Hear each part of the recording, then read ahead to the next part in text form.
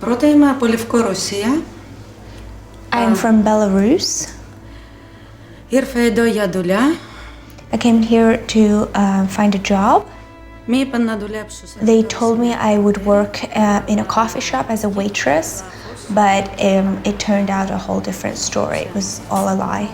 So they were promising you a good job, making better money than you could make in your country at Ναι, home? εννοείται. Εκεί που δούλευα και να το Yes, of course. I was the job that I had in Belarus. I was getting $20 per month, whereas coming here, I was promised $1,000 per month.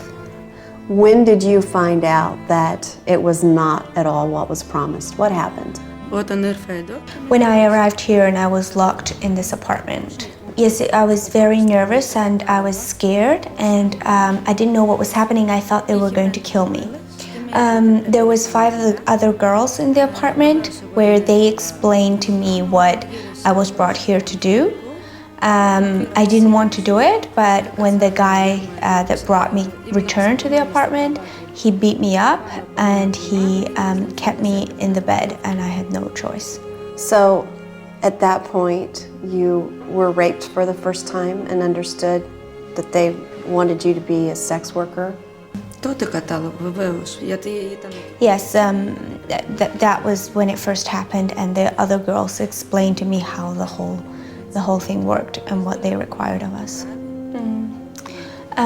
We would work all night and then sleep during the day. We would get a meal to eat at some point during the day, and then they would wake us up in the evening to start work again. The boss would come at any point that he liked and do whatever he wanted with us. What have you learned here about the love that God has for you?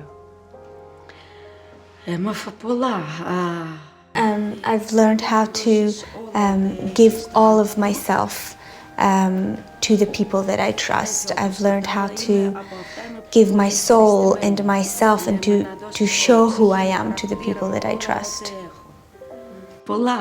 Είναι πάρα πολύ συζήτηση για... They have given me so much. I don't know where to start. One phrase that I can say is, "You gave me my life back." When you start meeting them, they're just normal girls with dreams. Their dreams were destroyed, and now they're like young girls that go, "Oh, I want to be a hairdresser. I'd love to be a mum one day," you know. And so what you have to do then is begin to help them realise that dream. Well, then they need to go through very extensive aftercare. And I think you can't even put a price on what that's worth, to be in a loving, Bible-based, faith-based environment that's filled with the love of God, that's filled with the grace of God.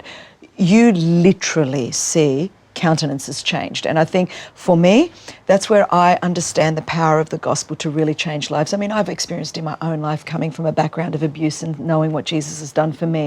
But then you wonder, could it really work for lives like this? Girls that have been taken through incredible trauma where you think, is there any redemption? Well, I have personally seen what it is. And so from day one, Stage 1, Joyce Meyer Ministry partners were involved, and Hand of Hope was right there alongside. We wouldn't be here if it wasn't. That was our first seed funding, and then every single month, faithfully, Hand of Hope continues to massively support the work of A21.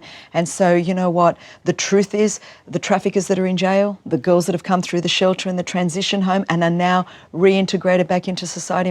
In fact, our very first victim that came here, she's now married and having a child, and you just look at her life restored.